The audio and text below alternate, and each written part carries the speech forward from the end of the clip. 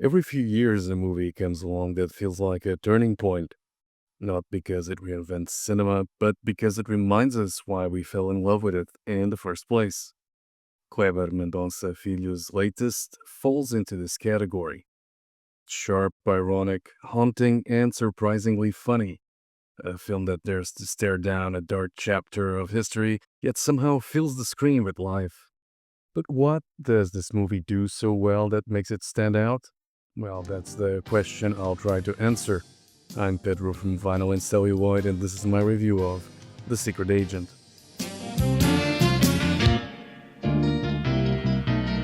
Me diz que eu sou seu tipo. Me diz, neném, que eu If there was ever any doubt that Brazil is living through a full blown cinematic renaissance, this movie wipes it out.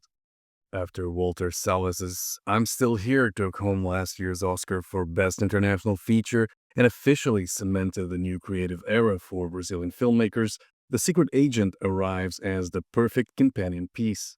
Smaller in scope, but no less ambitious. Whereas I'm Still Here was expansive and elegiac, Kleber's new film is intimate and sardonic. It captures a single life, a single secret, and turns it into a reflection of an entire society. What we are witnessing here is the rise of a new wave, a generation of directors like Mendonça, Salas, and Juliano Dornelles, telling stories that embody that ghastly business buzzword from 20 years ago, local. These are locally set but emotionally universal tales that connect with audiences. Titles breaking through what Bong Joon-ho once called the one-inch tall barrier of subtitles and doing it with style, courage, and humor. It's the kind of confidence you only see when an industry and its leading players know exactly who they are and where they're going. That said, a renaissance doesn't mean perfection. Some of these new voices still chase validation abroad rather than risk discomfort at home, but The Secret Agent feels refreshingly self assured, made for Brazil first, but understood everywhere else. And before I get even more wax poetic about O Agente Secreto, let's go over the usual recap section, shall we? Set in Recife, Brazil, during Carnival Week in 1977, and under the shadow of the military dictatorship, the story follows Armando, played by Wagner Moura, or should I say Marcel, a former university researcher and technology expert. Armando is targeted for assassination after refusing to allow a corrupt federal official to embezzle research funds, forcing him to flee and hide among other political refugees and dissidents. As he seeks false passports and a way to escape with his young son Fernando, who lives with his maternal grandparents following his mother's suspicious death, Armando is protected by the eccentric Dona Sebastiana and the network of resistance allies. Now, as you can tell, the overall plot is one of the many ways in which I'm Still Here and The Secret Agent differ. The former tackle the real life story about how an oppressive regime could make both its vocal and quiet opponents disappear, whilst the latter pits a seemingly apolitical individual against another. Their conflict shaped by how the regime's bureaucratic machinery and private influence coexist. There are other overlaps between the two movies, yes, but I'll skip them to keep things spoiler free. Instead, let's look at how the story is told and why this approach makes The Secret Agent so distinct. We're dropped into 1977's Recife, Brazil suffocated by dictatorship yet bursting with color, sound, and contradiction. As we follow Armando or Marcelo, depending which identity he's using, we're introduced to an ordinary man trapped between two versions of himself, the one he shows the world and the one he hides for survival. There's a cruel joke in that. In a regime built on paranoia, secrecy is a fantasy. The director tells this story with restraint, almost deadpan. The tone mixes political thriller and absurdist comedy. You can feel the influence of Costa Gavras filtered through Kleber's dry humor. And whereas Walter Salles whispered tragedy, Mendonça smirks. His world is one where people laugh to keep from crying, where every bureaucratic hallway hides both menace and farce. The title's sharp editing keeps us off balance. Scenes that start in levity twist into menace. The fluorescent hum of government office bleeds into the cif's narrow, dusky streets, the visual grammar of repression, paperwork, and paranoia sharing the same light. It's a portrait of a country where fear and routine coexist, where hiding becomes a way of life. And that title, The Secret Agent, becomes the ultimate joke. Everyone is hiding something, and no one stays hidden for long. The film doesn't give us heroes or villains, it gives us survivors. And through their half truths and quiet desperation, it captures a kind of collective drama, not loud, not explosive, but persistent, the kind that seeps into every aspect of daily life. So, If I'm Still Here was a grand mural, The Secret Agent is a pressure chamber, lean, focused, and quietly devastating. That precision can sometimes feel like a distance, though. Filhos' control is admirable, but every now and then you wish he'd let the frame breathe. Let the emotion spill a little messier. I guess that's the difference between observing pain and feeling it. The movie counteracts this facet by showcasing quite a human trait, one that's found in the filmmaker's tribute to movies and their cultural impact. A Nuovo Cinema Paradiso kind of affection, if you will, which brings us to the second highlight of the movie, The Secret Agent as a Love Letter to Cinema. In his previous title, Bacurau, Kleber Mendonça delivered a neo-Western, a film that draws on typical Western tropes. A rural village besieged by external violent forces, collective resistance, and a setting reminiscent of the genre's frontier landscapes. Then, he fused those tropes with sci-fi, horror, and political allegory, creating a genre mashup that both honors and rewires its influences.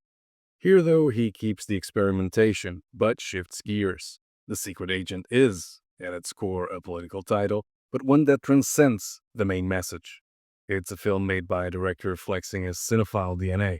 We know he's always been obsessed with how cinema shapes memory, how film becomes the lens through which we process fear, joy, and even identity.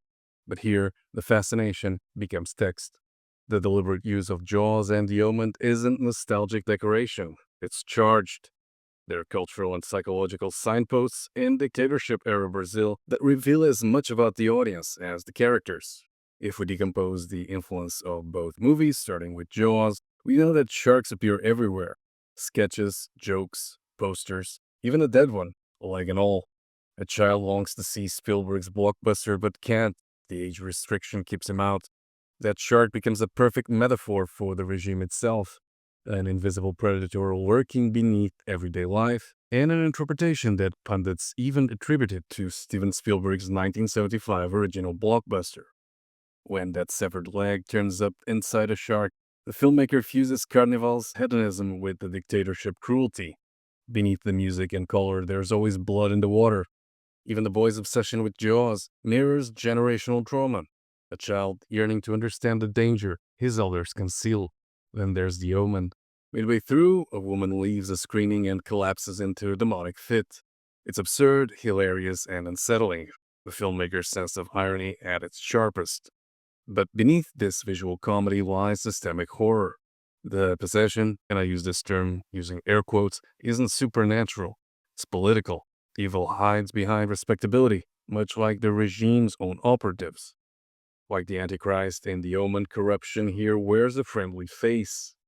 It sounds wild, sharks, demons, dictatorship, but in this world, it all surprisingly connects. The director uses horror as shorthand for history, showing how violence becomes myth, how oppression seeps into everyday life, until it feels almost supernatural. Jaws externalizes fear, The Omen internalizes it. One shows the predator, the other the possession. Together, they map the emotional terrain of the secret agent, a society haunted by monsters both visible and invisible. There's even one more layer worth noting. Both Jaws and The Omen are American imports playing in a Brazilian theater under a military regime. I believe that's not a coincidence, but commentary. Their present hints at the side effects of Operation Condor, the unspoken collaboration between South American dictatorships and Western powers. In this world, even cultural consumption isn't innocent. The monsters on screen were American made, but the systems feeding them were global. At times, though, Kleber seems too enamored with these illusions. You catch him admiring the metaphor when you'd rather stay lost in the scene. But that self consciousness is part of the texture. Cinema as both a mirror and a mask. These films aren't background texture, they're ghosts haunting the auteur's frame, reminders that memory, like cinema, is always fighting the undertow of forgetting. And that brings us to the next point, the people who embody this tension. The cast, led by an actor who bridges local identity and global reach. So, this global conversation between art and politics extends right into the performances, starting with a familiar face, Wagner Moura, the man who brought Pablo Escobar to Netflix's Narcos and now anchors The Secret Agent with a completely different kind of menace. Like in so many other movies, what I described before would fall flat without the performances that feel alive then, and that's exactly what Wagner Moura delivers. His work here is a study in contained tension, anger folded inward, confusion disguised as calm, determination tempered by fear. You can see the weight of history sitting just behind his eyes. Moura doesn't act the paranoia, he wears it. Every glance feels like it's calculating which part of the room might betray him. Much like the community Armando or Marcelo hides within, he tries to move through life as if everything were business as usual, going through the motions of work, conversation, routine, almost knowing one wrong word could end it all. It's a performance that's both cerebral and humane, grounded, not in outbursts, but in hesitation. And yet, somehow, even opposite Mora's magnetism, Tania Maria's Dona Sebastiana steals the frame every time she appears. She's the kind of character Brazilian cinema does so well. The neighbor, the caretaker, the woman people underestimate until it's far too late. At first glance, she's all simplicity and small talk, but there's a flicker of something sharper underneath. A woman who's seen things, endured things, and learned how to turn survival into second nature. Maria plays her with a sort of casual wisdom, a rhythm that reminds you of the countless unnamed figures who kept communities running whilst history was being rewritten above their heads. In Dona Sebastiana and the makeshift family surrounding Marcel, the film finds its quietest truth, resilience. Not the glossy, triumphant kind, the day-to-day endurance of people who keep going because stopping isn't an option. The filmmaker captures this with affection but never sentimentality. He doesn't romanticize poverty or pain. He looks at these faces as if to say, this is the real history. It's in gestures, not slogans. If there is a small caveat, is that the movie occasionally keeps its best performances at a distance. We're observers more than participants. But for a title so anchored in the past, Kleber Mendonça's movie is surprisingly forward-looking in a less obvious way. It signals that Brazilian cinema is ready to evolve beyond its comfort zone. Because if The Secret Agent shows where Brazilian cinema stands today, it also hints at where it might be going. And that direction feels both exciting and unpredictable. This isn't just another entry in the country's new wave, it's a sign that the wave itself is starting to shift form. For decades, Brazil's most acclaimed films thrived on social realism, portraits of injustice, inequality, and survival, rendered with moral urgency. But what the Brazilian filmmaker and his peers are doing now feels somewhat different. They're taking that social conscience and wrapping it in genre, irony, and pop sensibility, testing how far the country's cinematic language can stretch before it snaps. The Secret Agent is proof that a film can remain politically grounded whilst flirting with psychological thriller conventions and still feel unmistakably Brazilian. This is not an imitation of Hollywood, it's an appropriation, a remix. The tools of genre are being used to tell stories the industry once thought too local, too specific, or too messy to travel. And what's perhaps most telling is how effortless it all feels.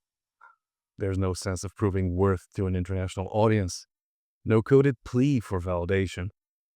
Instead, there's confidence, the kind that says, we've built our language, now let's play with it. That's where the potential lies. This film hints at a future where Brazil isn't just exporting prestige dramas to festivals, but expanding into full-fledged genre storytelling. Thrillers, horror, sci-fi, still anchored in identity, but freed from pressure of representation. You can almost sense the industry warming to that evolution. A generation of directors raised on both City of God and The Matrix. Filmmakers who understand that emotion and intellect don't cancel each other out. If the Renaissance was about reclaiming the stage, the following act is about refining the repertoire. The Secret Agent doesn't close a chapter, it opens one, the moment where Brazilian cinema stops reacting to history and starts rewriting it. So, wrapping it up, this is a film that doesn't just demand to be seen, it asks to be felt. It takes a painful chapter of history and filters it through irony, memory, and cinema itself, turning the act of watching into an act of remembering. What Kleber Mendonça has done here isn't just make another political drama. He's crafted a film that reminds us that stories, even the darkest ones, are still how we make sense of the world. It's a love letter not to just Brazilian cinema, but to the very idea of movies as a collective memory, as something that can still make us laugh, ache, and recognize ourselves in strangers. And maybe that's why it lingers. Because in a time when films chase noise, the secret agent dares to whisper. It doesn't shout its importance, it earns it by reminding us once again why we fell in love with cinema in the first place.